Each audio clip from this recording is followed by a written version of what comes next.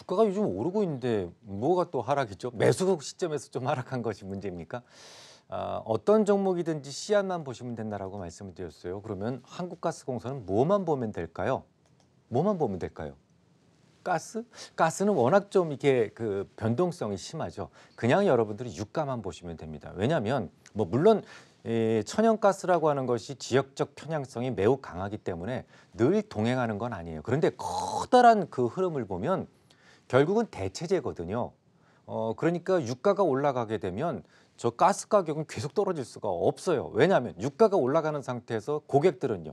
이거를 버리고 이쪽 대체제를 선택할 수 있는 권리가 있거든요. 그래서 이 가스하고 석유하고는 거의 아주 롱런하게 봤을 때는 비슷하게 움직이는 경향이 있습니다. 그래서 뭐 예를 들면 뭐 주바이르 그 공구라든지 아니면 무슨 뭐 미얀마라든지 이런 그 매장량에 대한 가치, 투자 가치라든지 아니면 뭐 최근에 GLNG라고 하죠. 그러니까 그 호주의 그레드스톤이라고 하는 곳에서 나오는 천연가스인데요. 이것과 관련된 매출도 굉장히 중요합니다만 결국은 유가가 오르면요.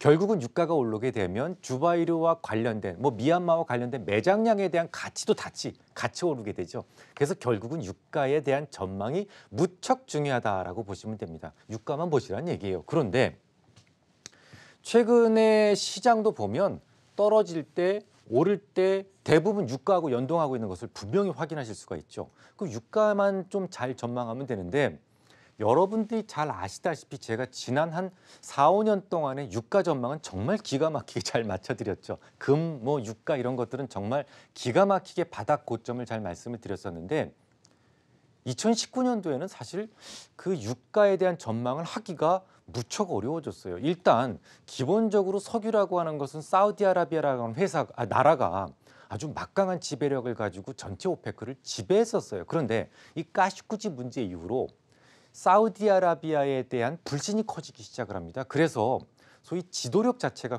크게 훼손이 됐어요. 게다가 얼마 전 카타르가 오페크를 탈퇴해버렸죠. 그러면서 이제 오페크에 대한 결속력 자체가 예전만치 못하다. 예전과 같이 그렇게 아주 단단하지 않다라는 그런 부분들이 있어서 사실 저도 고객들을 위해서 모델 포트폴리오를 제공을 하는데 WTI 기준으로 $70가 딱 됐을 때 우리는 여기까지만 합시다.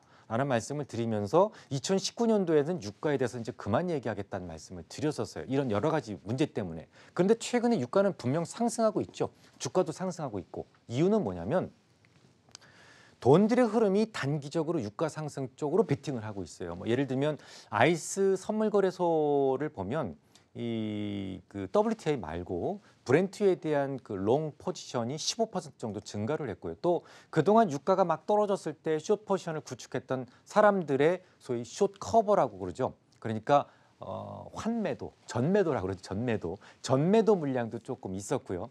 그리고 이제 베네수엘라 문제도 상당히 큰 문제죠. 미국이 계속 압박을 가하면서 베네수엘라가 전 세계에서 매장량 1위인데 베네수엘라 석유가 효과적으로 나오지 못했다라는 것도 아주 굉장히 큰 문제가 됩니다. 근데 그것들보다도 훨씬 더 중요한 문제가 하나 있어요. 뭐냐면 사우디아라비아가 예전에 미국하고 굉장히 친했었는데 이 기축 통화를 만들기 위해서 너무 중요한 역할을 했던 이 사우디아라비아가 지금 미국하고 별로 안 친하죠.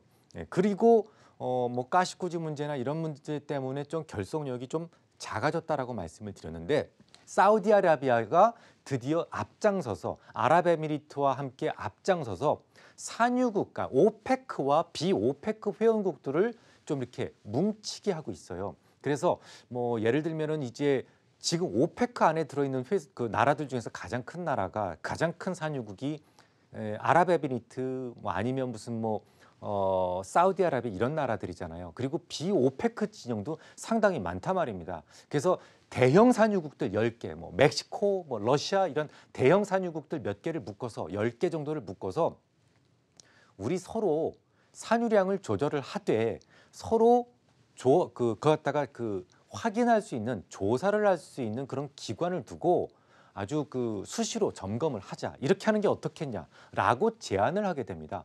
그게 이제 최근 유가 상승의 가장 큰 이유라고 볼 수가 있는데요. 이게 지금 확정된 것도 아니고 이런 기대 때문에 오르긴 하는데 사실 유가가 계속 오를 수 있겠느냐? 저는 그렇게 유가가 계속 오를 거라고 보지는 않아요. 이게 이유가 첫 번째 이유는 전체 석유 수요량의 15%를 차지했던 자동차 시장이 지금 전기차로 가고 있지 않습니까?